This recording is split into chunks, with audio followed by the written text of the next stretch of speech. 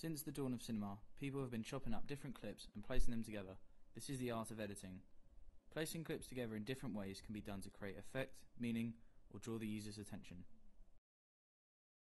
Originally, to edit a clip, you would have to cut a film reel and stick it together, making it so the clip cuts from one scene to another. This was largely created by British filmmaker Robert W. Poole in his early films such as Come Along Do. Ironically, only one shot of this film has survived the years, but you can still see some still pictures of another shot. Although cutting clips was established, the first continuity cut was in the 1908 film For the Love of Gold by D.W. Griffiths. However, this also has been lost in time. Continuity editing means the cut doesn't switch to a different scene but a different angle and doesn't interrupt the narrative. Also, it does not draw attention, and most people don't even realise it happened. We see here in this clip from Red Dwarf. As you can see, the cuts don't interrupt the narrative and keeps a sense of realistic chronology. While using continuity editing, you can also use a range of editing techniques, such as eyeline match. This is where we see a character looking off screen at something we cannot see. It then cuts to show what the character is looking at. Another example of continuity editing technique is a match in action, which is when we see a character start an action in one shot and see them continue it in the next. This helps not to break a narrative and is used in pretty much every fighting scene. However, there are certain rules you should abide to when creating a film, such as the 180-degree rule. This basically means that when you have two characters talking to each other face on, then make sure that all the camera angles to one side of them. If you were to change side, it will confuse the audience. This goes hand in hand with the shot reverse shot, when it cuts to the reaction of the other character before returning to the person talking. I am the danger. There are other types of editing that have been used in the past that don't follow the rules of continuity editing, such as French New Wave editing. This was a type of editing that was used a lot in the late 50s and early 60s of France. The idea was to put jump cuts when you least expect them, meaning they would jump ahead to a different part of the scene when you were not expecting it. This draws the audience's attention and reminds them they are watching a film, and can be used in various ways to have different effect on the audience. There are other factors in French New Wave editing, such as the use of natural lighting, yet keeping it black and white footage.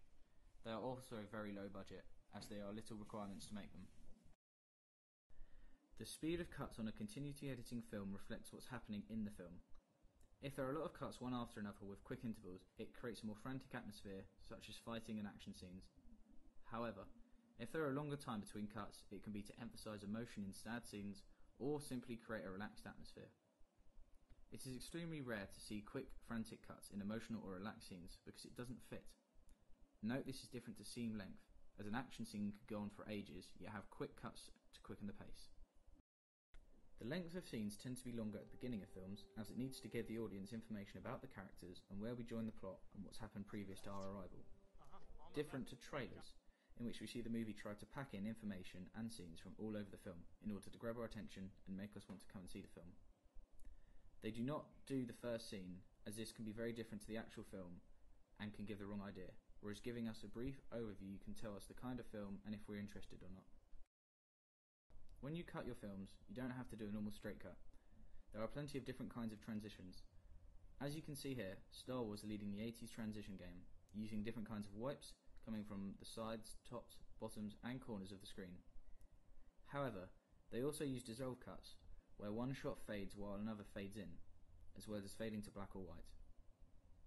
And graphic matches, where the shot will change to another while keeping a link between them, such as eyes for circles, that may change to a football.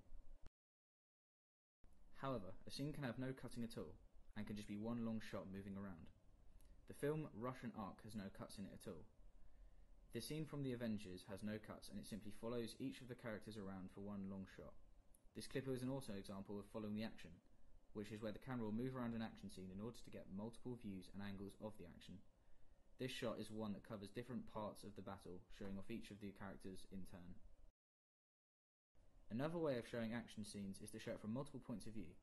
This can be to show different angles or create effect. In this scene from the Tenacious D film, we see a car chase from Jack Black and Carl Gass's point of view, as well as their friend Lee, who owns the car. In this instance, it can be used to create comedy, as he is watching it on the news and can see exactly what's happening to his car.